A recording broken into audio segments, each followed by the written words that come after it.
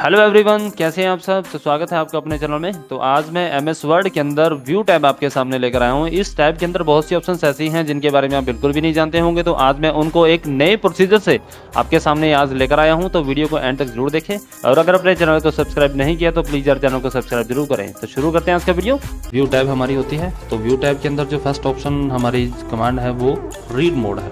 तो read mode के लिए आपको एग्जाम्पल यहाँ पर थोड़ा मैटर टाइप कर लेंगे।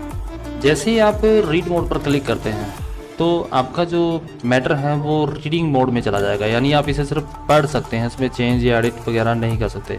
ये रीडिंग मोड में आ जाता है। तो एस्केप प्रेस करने से आप इसे वापस आ जाएंगे। उसके बाद आपका जो नेक्स्ट ऑप्शन है, पहले हम वेब लेआउट का यूज़ करेंगे।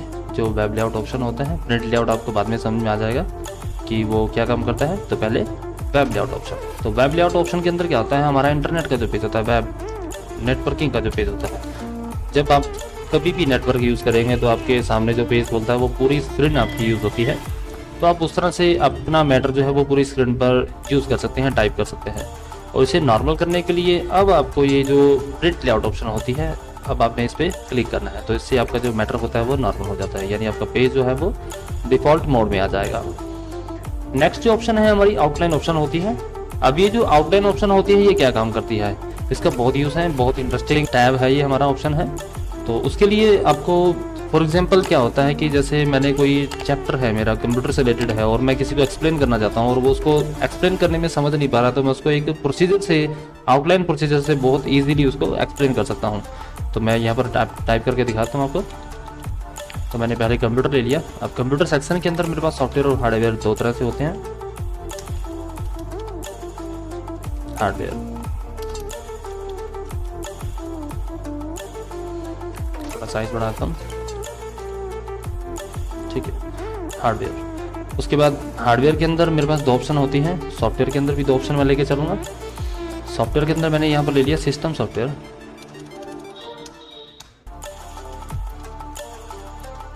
और एक एप्लीकेशन सॉफ्टवेयर मैंने यहाँ पर ले लिया। उसके बाद मैंने हार्डवेयर के अंदर इनपुट ले लिया और आउटपुट यहाँ पर ले लिया। अब मैंने इनपुट के जो ऑप्शंस हैं वो मैं यहाँ पर टाइप कर देता हूँ। इनपुट में जैसे मैं सिर्फ दो चीज़ें लेके चलूँगा, ज़्यादा एग्जांपल नहीं लूँगा क्योंकि वीडियो फिर ज़्यादा लंबी हो जाती है। तो इनपुट में मैंने यहाँ पर डाल दिया कीबोर्ड और यहाँ पर मैंने माउस ले लिया।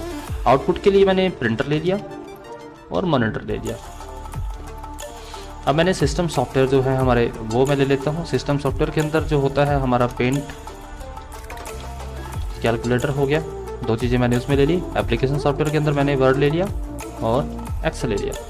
तो इस तरह से मैंने ये मैटर टाइप कर दिया। अब आएंगे हम व्यू टैब के अंदर और आउटलाइन पे। आपको जैसे ही आउटलाइन पे क्लिक करेंगे इस तरह से आपके सीक्वेंस में मैटर आपका यहाँ पर सेट हो जाएगा। आपने पूरे मैटर को सिलेक्ट नहीं करना, सिर्फ आपको जो पहली जो आपका जो कंप्यूटर है आपने उसे सिलेक्ट करके यहाँ से हेडिंग लेवल 1 में आपने इसको लेवल 1 में ले लेना है, इस तरह से। उसके बाद आपका सॉफ्टवेयर है, हार्डवेयर है। तो सॉफ्टवेयर को आपको सभी मैटर को सिलेक्ट करके आपको यहाँ से लेवल 2 में सेट कर देना है। लेवल 2 में सेट करते ही जैसे अब सॉफ्टवेयर के अंडर जो चीज़ थी मेरी, सिस्टम सॉफ्टवेयर और एप्लीकेशन सॉफ्टवेयर थे, तो ये मुझे इसके साथ यहाँ पर अटैच करने हैं।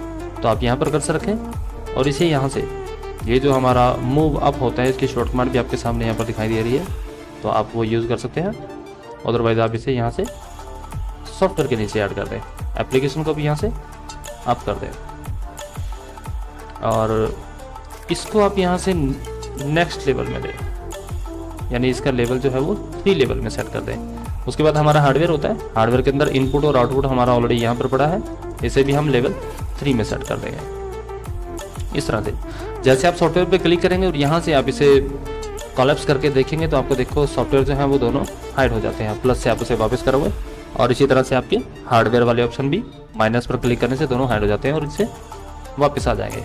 अब मुझे इनपुट के अंडर जो है वो जो मेरे सॉफ्टवेयर थे वो मैं वहाँ पर जो ऑप्शन थी वो मैं उसके अंडर करना चाहता हूँ। तो इनपुट में मेरा कीबोर्ड और माउस था, तो मैं इसको यहीं से अप करूँगा यहाँ पर और इसे नेक्स्ट करूँगा यहाँ पर इस तरह से, और इसी तरह से मैं माउस यहाँ से यहाँ पर, और ये लेवल इसका माइनस में चला जाएगा। इसी तरह से मैंने आउटपुट के अंदर प्रिंटर और ये ले लिए, इन दोनों को आप सिलेक्ट करके एक साथ भी यहाँ से लेवल आगे ले सकते हैं। उसके बाद आपका पेंट और कैलकुलेटर जो था वो सॉफ्टवेयर के अंदर जाएगा, तो दोनों को सिलेक्ट करके आप यहाँ से सॉफ्टवेयर के अंदर जाए और यहाँ से इसका लेवल जो है वो आगे सेट कर दें। इन दोनों को सिलेक्ट करके आप, ये हमारे एप्लीकेशन सॉफ्टवेयर है, तो इसको यहाँ पर इसके साथ आप ऐसे माइनस कर दें। तो इस तरह से आप ये अपना जो चार्ट है बना सकते हैं। आप देखो, अब मैंने कंप्यूटर पे क्लिक किया, कंप्यूटर के बाद मैंने यहाँ पर माइनस किया, तो देखो यहाँ पर पहले सबसे पहले कंप्यूटर है, कंप्यूटर के अंदर जो है सॉफ्टवेयर और हार्डवेयर है।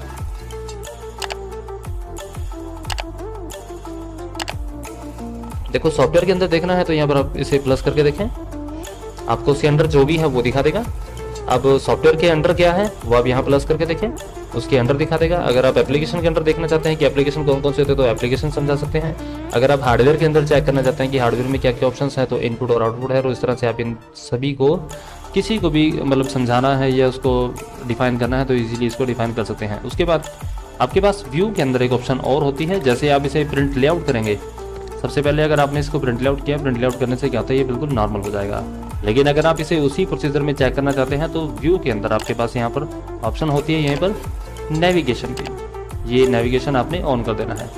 तो यही चीज़ आपको सेम साइड में यहाँ पर प्रोसीजर के साथ दिखा देगा। फॉर एग्जांपल हार्डवेयर हो गया आपका, सॉफ्टवेयर हो गया, सॉफ्टवेयर के अंदर आपके सिस्टम सॉफ्टवेयर, एप्लीकेशन सॉफ्टवेयर है, आप इस पर क्लिक करें, एप्लीकेशन सॉफ्टवेयर शो करा देगा और यहाँ पर सिस्टम सॉफ्टवेयर, इसी तरह से इनपुट के और आउटपुट के। तो ये हमारा आउटलाइन होता है। ड्राफ्ट में भी हमारा जो मैटर है वो मतलब रीड करने का प्रोसीजर थोड़ा अलग होता है, तो प्रिंट लेआउट से नॉर्मल होता है, ज़्यादातर हम इसका यूज़ करेंगे। उसके बाद रूलर होते हैं, रूलर फुटा स्केल। देखो आपके पास यहाँ पर रूलर स्केल लेफ्ट और राइट साइड में जो अलाइनमेंट के अंदर होते हैं, हॉरिजॉन्टल और वर्टिकल होते हैं, वो दोनों आपकी हाइट है। तो रूलर आप यहाँ से क्लिक करें, देखो यहाँ पर आपको स्केल ये जो आपको देखने को मिलती है ये वाली, और इस साइड में भी आपको यहाँ पर ये स्केल देखने को मिलती है। तो ये हमारा रूलर है। अगर आपसे आपका जो रूलर है यहाँ से हाइट हो गया और उसके बाद आपने इस MS वर्ड को बंद कर दिया, तो कभी भी आप MS वर्ड को ओपन करेंगे, ओपन करने के बाद कभी भी आपके रूलर जो है वो ऑटोमेटिक ऑन नहीं होंगे, वो बिल्कुल आपको ऑफ ही मिलेंगे। क्योंकि व्यू के अंदर जो एक बार ऑप्शन आपने ऑन कर दी तो वो बंद करने के बाद भी वैसी रहती है, एज इट इज़ रहती है। देखो मैं आपको ग्रिड लाइन भी ऑन करके दिखाता हूँ। अगर ग्रिड लाइन आपने ऑन कर दी और उसके बाद इसको बंद किया और MS वर्ड आपने फिर से ओपन किया, तो आपकी जो ग्रिड लाइन्स हैं वो ऐसे ही लगी मिलेगी। अगर आपको ऑप्शन का पता है कि ग्रिड लाइन्स कैसे जाती हैं तो आप इसे ऑफ कर सकते हैं, अदरवाइज ये परमानेंट यहीं पर रहेगी।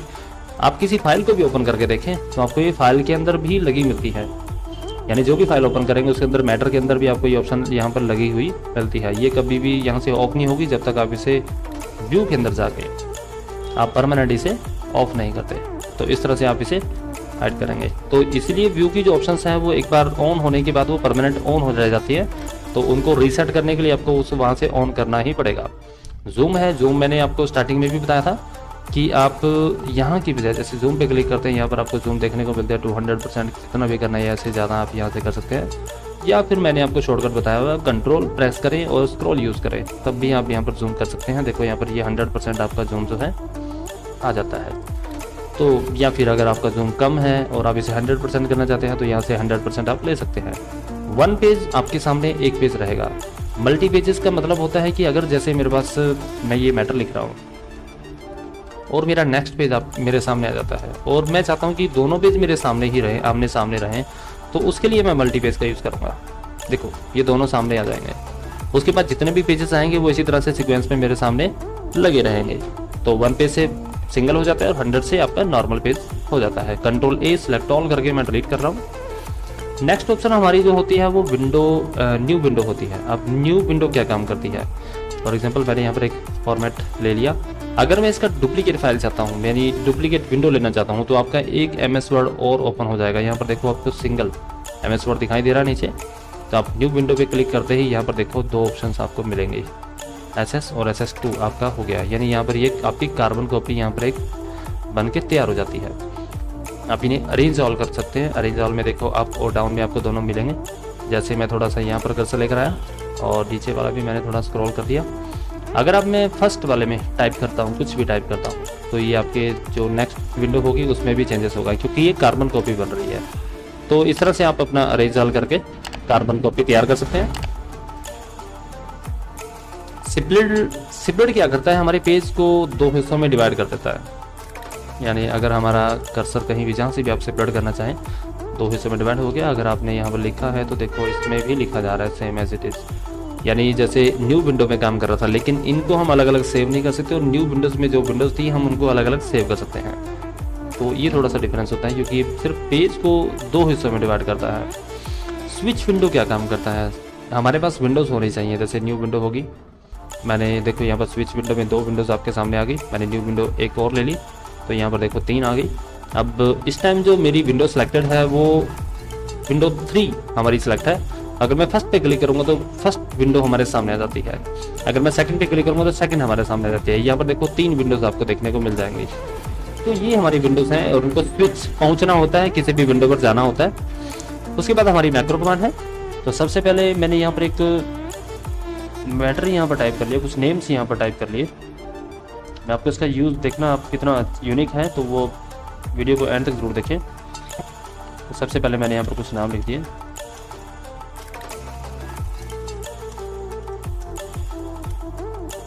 इस तरह से। तो मैंने क्या करना है, इनके आगे ब्रैकेट्स लगाने हैं इस तरह से।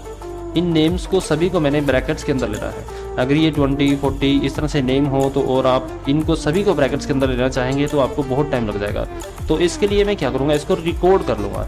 इस कमांड को मैं रिकॉर्ड करके फिर मैं सभी के ऊपर इसको अप्लाई कर सकता हूँ शॉर्टकट, वो भी मैक्रो के द्वारा। तो मैक्रो से कैसे काम होता है, तो सबसे पहले मैक्रो कमांड को यहाँ से ऑन करने से पहले, रिकॉर्ड मैक्रो को चलाने से पहले आपका जो कर्सर है, मैक्रो कमांड का एक ऑप्शन आपको सबसे पहले समझना पड़ेगा। इसकी जो कंडीशंस है वो क्या होती है, आपको इसको एंड पॉइंट और स्टार्ट पॉइंट आपको दोनों समझाने पड़ते हैं कि ये स्टार्टिंग कहाँ से करे और एंड कहाँ पर करे।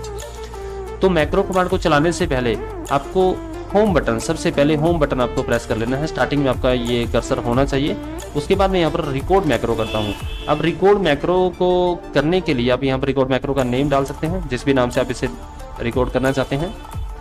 तो मैंने यहाँ पर इसका अपना नाम ही दे दिया, और यहाँ पर आप इसे बटन के साथ भी, यानी यहाँ पर आपको बटन मिलेगा विंडो बटन में, यहाँ पर आपको एक बटन ऐड हो जाएगा, उस बटन के साथ भी आप इसका काम कर सकते हैं, या फिर कीबोर्ड से शॉर्ट की के द्वारा आप इस कमांड को रन कर सकते हैं। तो दोनों ऑप्शंस मैं आपको क्लियर करूँगा। सबसे पहले मैं आपको बटन बताता हूँ, तो आपको बटन में जाना है, और यहाँ पर आपको देखो नॉर्मल न्यू मैक्रोज में आपको अभी के नाम से जो मैंने बनाया था वो यहाँ पर आपको दिखाई दे रहा है। तो ये हमारी क्विक एक्सेस टूल बार होता है। आपको यहाँ से इसे रिमूव करके और इस वाले को ऐड कर देना है। ऐड करने के बाद ओके करेंगे। आपकी जो रिकॉर्डिंग होगी, देखो हमारी माउस के साथ ऑडियो कैसेट लग जाती है, तो यहाँ पर हमारी रिकॉर्डिंग जो है वो शुरू हो चुकी है। तो मैं शिफ्ट के साथ यहाँ पर ब्रैकेट लगाऊंगा, और एंड बटन, कीबोर्ड से आपको एंड बटन प्रेस करना है और एक ब्रैकेट और लगा देनी है। लगाने के बाद आपको फिर से नेक्स्ट नेम के आगे बिल्कुल स्टार्टिंग में आपको होम बटन से कर्सर रखना है और स्टॉप रिकॉर्डिंग कर देनी है। देखो इसको एंड पॉइंट और स्टार्ट पॉइंट जरूर समझाना है। उसके बाद आप इसे स्टॉप करें। स्टॉप करने के बाद आपके पास यहाँ पर देखो ये मैक्रो कमांड आपकी होती है, आप इस पर क्लिक करें। तो देखो आपकी ये जो कमांड है वो बार बार रिपीट हो रही है, और आपको वो बार बार करने की जरूरत नहीं पड़ी, वो वहाँ पर रिकॉर्ड हो चुकी थी, तो मैंने उसको सब पे अप्लाई कर दिया। तो इस तरह से ये कमांड यहाँ पर काम करती है। तो इस तरह से मैंने एक फॉर्मेट और लिया हुआ है। मैं एक एग्जाम्पल और आपको देता हूँ। मैंने स्पेस को Ctrl+W से बंद कर दिया, और यहाँ पर मैंने एक फाइल सेव की हुई है, तो मैं उसे ओपन कर लेता हूँ, रजिस्ट्रेशन फॉर्म। अब फॉर एग्जाम्पल मैंने यहाँ पर नेम लिया। अब मुझे क्या करना है, नेम के आगे मैंने सेमीकोलन लगाकर ये लाइन लगानी है शिफ्ट के साथ। माइनस से जो लाइन है ये मुझे सबके साथ रिपीट करनी है यहाँ पर। तो मैं इसको सबके साथ रिपीट करने की बजाय मैं इसको रिकॉर्ड कर लूँगा। रिकॉर्ड करने से क्या होगा, मुझे बार बार इस वर्क को करने की ज़रूरत नहीं पड़ेगी। तो उसके लिए करना क्या है, सबसे पहले आपको मैक्रो में गए। मैक्रो में जाने से पहले मैंने पहले भी बताया था कि आपको एंड पॉइंट और स्टार्ट पॉइंट इसको क्लियर करना होता है। तो आपको क्या करना है, कीबोर्ड से एंड बटन आपको दबाना है, यानी आपका जो कर्सर है वो बिल्कुल एंड में होना चाहिए, या फिर आप इसे शुरू में कर्सर को रखो। आप शुरू में भी रख के इसको स्टार्ट कर सकते हैं। तो मैं स्टार्टिंग से चलो देख लेते हैं। मैंने शुरू में कर्सर रखा, होम बटन दबाया, उसके बाद रिकॉर्ड मैक्रो के अंदर गए। रिकॉर्ड मैक्रो में अब मैं इसको कीबोर्ड के द्वारा आपको बताता हूँ। तो कीबोर्ड में गया, यहाँ पर आप कोई भी शॉर्ट की प्रेस कर सकते हैं, जिस शॉर्ट की के द्वारा आप इसको रिपीट कर सके। तो मैंने यहाँ पर एल्ट के साथ 0 0 प्रेस कर दिया। कोई भी शॉर्ट कमांड्स होती हैं, तो अगर यहाँ पर आपकी कोई सी आपने कंट्रोल के साथ कोई शॉर्ट कमांड दे दी, जैसे कंट्रोल ए दे दिया, तो नेक्स्ट टाइम जब कंट्रोल ए प्रेस करेंगे तो आप कंट्रोल ए कमांड जो है आपकी वर्क नहीं करती, तो इसलिए शॉर्ट कमांड्स नहीं देनी है, कुछ अलग से यूनिक कमांड आपने दे देनी है जो आपकी शॉर्ट कमांड के अंदर ना आए। तो मैंने ऐड के साथ 0 देकर इसको आपको साइन करा देना है और उसके बाद क्लोज करा देना है। हमारा जो कर्सर है वो स्टार्टिंग पॉइंट पे है, तो आपको एंड बटन दबाना है, एंड से अंत में आ गया, उसके बाद आपको सेमीकोलन और शिफ्ट के साथ माइनस ए लाइन आपको यहाँ पर ये सेट कर देनी है। उसके बाद आपको डाउन एरो प्रेस करना है और होम बटन दबाना है।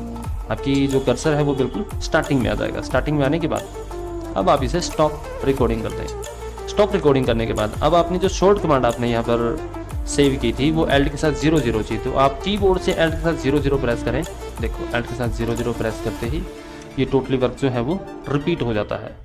तो इस तरह से आप इस कमांड को यूज़ कर सकते हैं, मतलब अपनी जितने भी आप पर्टिकुलर कमांड्स आप यूज़ करते हैं किसी भी चीज़ के अंदर, तो उसको आप बार बार करने की जरूरत नहीं पड़ेगी, आप उसे शॉर्ट कमांड के जरिए किसी कमांड के द्वारा आप उसे रिपीट कर सकते हैं। तो आशा करता हूँ आज का वीडियो आपको पसंद आया होगा, तो प्लीज़ चैनल को सब्सक्राइब जरूर करें और बेल आइकन को प्रेस करें ताकि इस तरह की इंटरेस्टिंग वीडियोज़ के लिंक जो है आपको टाइम टू टाइम मिलते रहे। Thank you.